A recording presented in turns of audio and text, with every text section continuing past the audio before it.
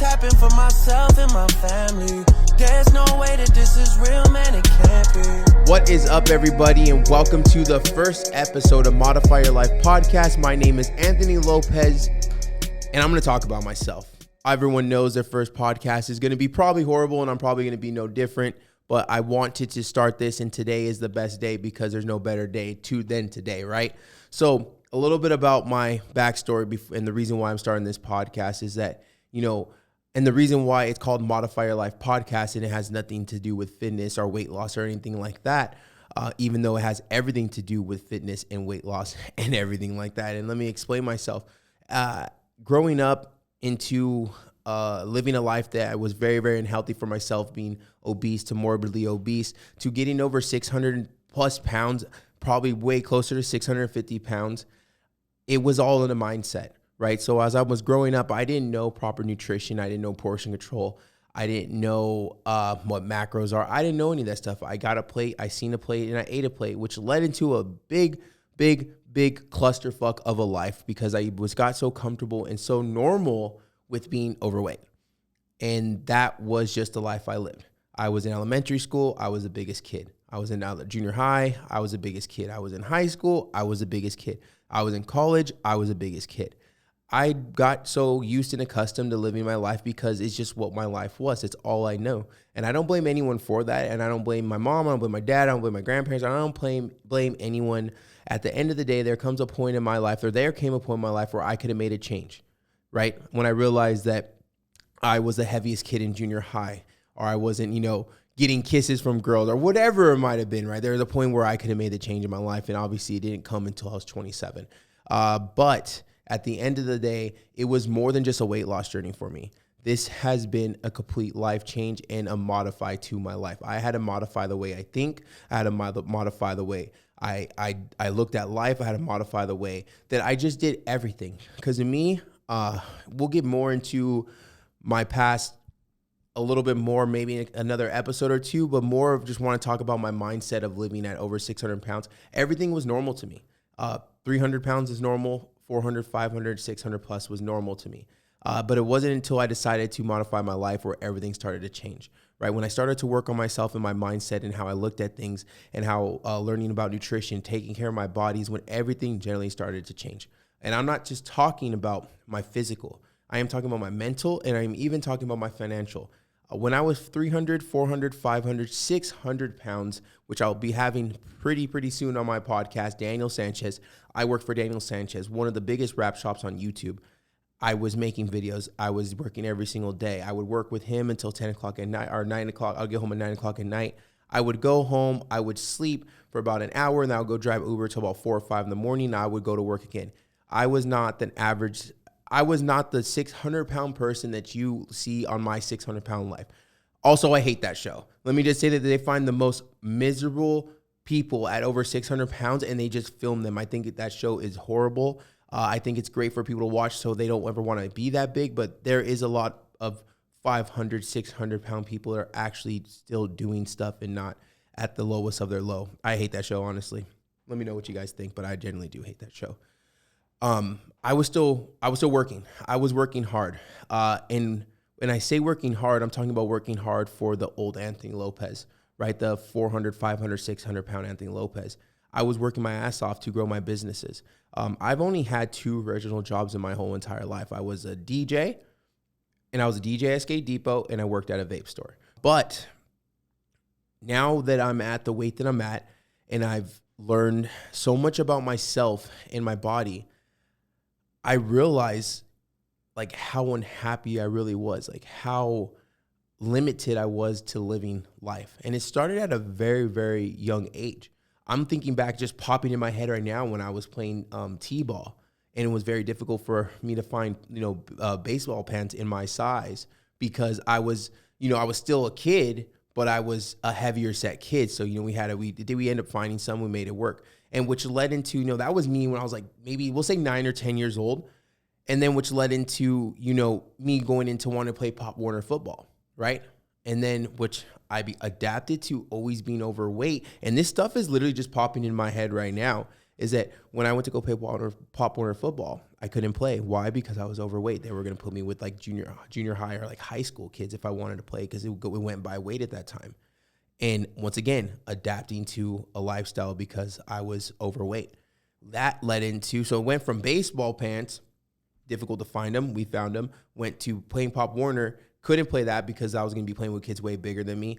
Then it led into high school, where I had to sew 2 pair of football pants together in order for me to play my first freshman game. And shout out to my mom, because she made that. You know, moms make everything happen. I got to get her on there, because she will have a whole other side of this, right? Because she didn't let me feel bad for myself because I was overweight, which is a good thing and bad thing, right? My mom showed me love. She taught me that I was my self-worth, like to love myself no matter what, right? But at the same time, we probably should have maybe worked on that weight a little bit. You know what I mean? Just there's a little bit. But hey, that's my mom only did the best that she could do with the nutrition she knew about, right? My whole family is overweight. Shout out to my family. I love them. They hate when I say that too, but it was adapting, right? I guess that's the word that I'm doing from elementary school to junior high to high school, is adapting, in which it became normal, right? So I been modifying my life, actually. So maybe heavy to modified has been something a part of me before I even knew, right? Maybe this was like meant to be, right? So getting into high school, I had to sew 2 pair of football pants together in order to play. Once again, didn't let it affect me, didn't let it stop me. To me, this was normal. People were listening like, yo, like, he didn't learn, his mom and himself didn't learn when he was in an elementary school. No, it was just, we just got it done. Junior high or Pop Warner, no, okay, whatever, he can't play, then we'll do another sport, play basketball. There's no weight limit for there. I played basketball. Football, and if you notice, like, I adapted to all this, but I still was an active person. But it's the main thing is that I didn't know portion control.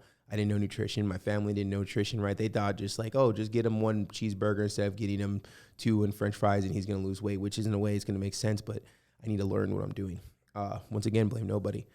So I lived an entire life of modifying my life, right? In the first half of my life, right, I'll say the first 27 years of my life, I was modifying it to adjust to being in an overweight body. And now being in the body I'm in now, and looking back at, old experiences, I was like, damn, I wasn't really happy. You know what I mean? And like, I think that's like the biggest thing I could really take from that is that I wasn't happy, right? Because there was so much stuff that I couldn't do, right? Junior high, didn't get my first kiss in junior high. Why? Because no one wanted to kiss the little fat Anthony. But Anthony was funny though. I'm funny as hell, right? Everyone loves the fat kid because he's funny. And I had no choice but to be funny. If I wasn't going to be the best looking guy, I was at least going to be funny, right? I still think I'm good looking though. And you don't come for me because I know I'm good looking, especially ones that are watching this in video form. Yeah, I caught you glancing. But, it's one of those things that sucks. You know what I mean? But that time it was normal for me. Whatever, like they're lost, right? Same thing in high school. I had a lot of good girlfriends and good looking girlfriends in high school, but it was a lot more work for me. Right, it wasn't like my boy Dub over here when he was in high school, colored eyes, country slang, or what they call it, country what? Country twang. He probably if for every 4 girls he kissed, your boy probably had like 1 over here. But it was a lot of hard work. But your boy got it done. Your boy has swag. Let me let you know. Confidence be working sometimes. No, confidence works all the time, honestly. But, it was a lot of work. Once again, just modifying the girls that I would normally want to date, modifying my whole entire life to adapt to being in a body that I didn't really like at the end of the day, but I wasn't doing anything to change it, right? It's crazy, right? Dub, I need you over here. Are you just shaking your head? Don't be scared to talk, bro. You're going to be on this podcast too. It's very interesting now to look back at these stories that at one point in my life, I thought that were normal. And I thought that I was okay, but then at the end of the day, I was pretty upset. So it really sucked, you know what I mean? So a lot of overcompensating throughout my high school, right? I had the biggest truck and played football, even though it didn't put me in a lot. Had I think I told you 6 TVs in my truck. I generally just like that too. I like music, but had to have the biggest truck, had to have the coolest stuff because I felt like me having these materialistic things were going to get people to not look at my actual weight, but look at what I had, right? Right? Like, oh, this guy's Anthony, he's fat, but he has a flash truck, or he's a DJ, right? Or he's a Camaro, right? Which leads into after high school. I just seen a question on my YouTube channel. Someone's like, did you fall in love in the car scene? And it's so crazy because I wanted to comment I was never a car person. I just, that was actually the biggest thing that I could hide my insecurities from, is having a fast, loud car and taking first place trophies. Like, I haven't touched that thing since my grandpa passed away, bro. The car's paid off. It's fast as hell to me, and I haven't touched it. And like, that is like looking back. Like, so imagine, like, I think of myself like 3, 4, 5 years ago, 6 years ago, Anthony, right? And that was my pride and joy. That was everything to me, right? Like, that was like, I'll never sell my Camaro. I'm gonna make my fastest car Camaro. I'm gonna be in SEMA, all this stuff, right? But then when I started realizing what really made me happy and what really was just like a Band-Aid, it was the biggest thing I used to hold so high, right? And that Camaro hasn't been started in like fucking a year and a half. It's sitting there. I won't sell it because I did put a lot of time and work into that bad boy. But at the same time, it's just like, that was like the biggest Band-Aid I could have, right? There's so much more to my life, and there's so much more that I've done than just lose weight. I've generally have modified and changed my whole entire life to devote it to not only bettering myself and my life and being around a lot longer for my friends and family and my younger sister, my younger brother who look up to me, who my parents and everyone in my family who just loves me so much.